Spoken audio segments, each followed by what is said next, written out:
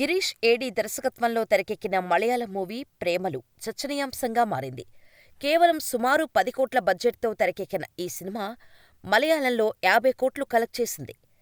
ఇక నస్రిన్ కె గఫూర్, మమితా బైజు కీలక పాత్రల్లో నటించిన ఈ cinema talk of the movie ఇండస్ట్రీగా మారింది.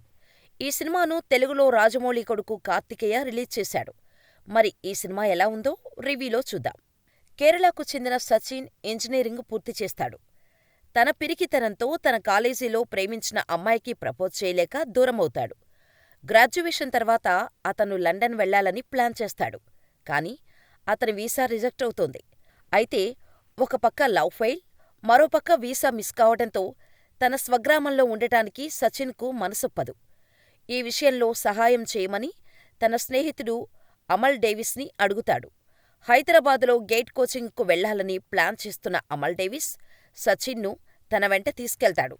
మరొక పక్క కేరళకే చెందిన రీను సాఫ్ట్వేర్ జాబ్ కోసం హైదరాబాదు వస్తుంది. ఇక ఈ క్రమంలో సచిన్ రీనును చూసి మొదటి చూపులోనే ప్రేమలో పడతాడు. అయితే రీనుని ఇష్టపడుతున్న ఆది సచిన్కు అన్నిట్లో అడ్డుపడుతూ ఉంటాడు. మరి సచిన్ ఈసారైనా రీనుకి తన ప్రేమను వ్యక్తపరుస్తాడా? తన ఐడియల్ హస్బెండ్ క్వాలిటీస్ ఏమాత్రం లేని సచిన్ను రీను ఒప్పుకుందా? మధ్యలో ఆది ఏం చేశాడు? లాంటి విషయాలు తెలియాలంటే ఈ సినిమా చూడాల్సిందే. కథగా చూసుకుంటే ఇదేమీ అద్భుతం కాదు.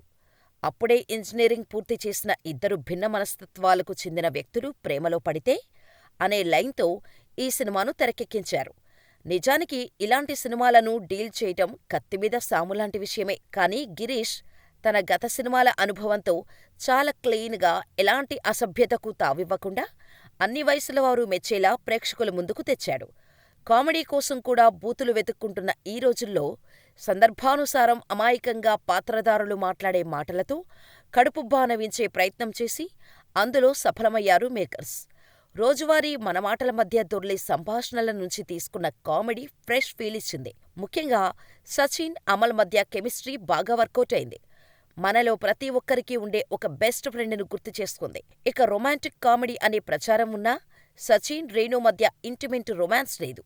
అన్నీ కళ్లతోనే అన్నట్టు వారి చిలిపి మాటలు, చూపులు మిమ్మల్ని వేరే లోకంలోకి తీసుకుపోతాయి. అయితే ఆసక్తికరమైన విషయమేంటంటే కథ హైదరాబాద్ షిఫ్ట్ అయ్యాక వచ్చే ప్రదేశాలు మిమ్మల్ని మరింత ఆశ్చర్యపరుస్తాయి. ఎందుకంటే హైదరాబాదును అంత అందంగా చూపించటంలో డైరెక్టర్ సఫలమయ్యాడు.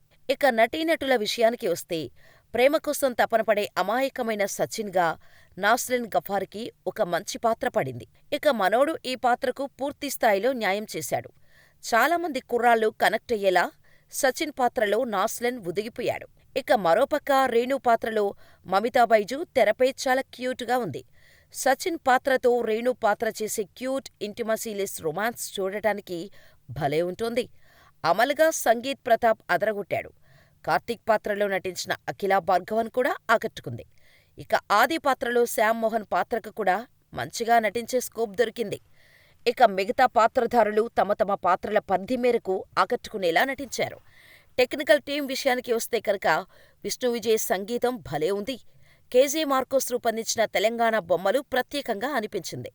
ఇక అజ్మల్ సాబు సినిమాటోగ్రఫీ చక్కగా ఉంది. విజువల్స్లో హైదరాబాద్ను చూస్తే ఇది మనం రోజూ తిరిగే హైదరాబాదేనా అని అనుమానం కలిగించేలా ఉన్నాయి. ఈ సినిమాకి తెలుగు డబ్బింగ్ డైలాగ్స్ బాగా సూట్ అయ్యాయి. 90s web series fame Aditya Haasan అందించిన ఈ డైలాగ్స్ ఫేమస్. అలాగే ట్రెండింగ్ డైలాగ్స్తో పాటు కొన్ని మీమ్ రిఫరెన్స్లు వాడటంతో యూత్కి బాగా కనెక్ట్ అయ్యేలా ఉంది. మలయాళంలో లేని కొన్ని డైలాగ్స్ కూడా తెలుగులో సృష్టించడం ఆసక్తికరం. అయితే కేరళ, తమిళనాడు బ్యాక్ డ్రాప్ను తెలుగు రాష్ట్రాలకు మార్చే ప్రయత్నం చేసి తర్వాత మళ్లీ మానేసినట్టు అనిపించింది. ఆ విషయంలో కొంచెం జాగ్రత్తలు తీసుకుని ఉంటే బాగుండేది. ఇక ఆకాష్ జోసెఫ్ వర్గీస్ ఎడిటింగ్ బాగుంది. ఫహాద్ ఫాజిల్ నిర్మాణ విలువలు బాగున్నాయి. ఫైనల్గా ప్రేమలు మీ ఫ్రెండ్స్ గ్యాంగ్తో కలిసి చూసి ఎంజాయ్ చేసే కంటెంట్ ఉన్న సినిమా. హైదరాబాద్ లవర్స్ ముఖ్యంగా అస్సలు మిస్ కాకూడదు.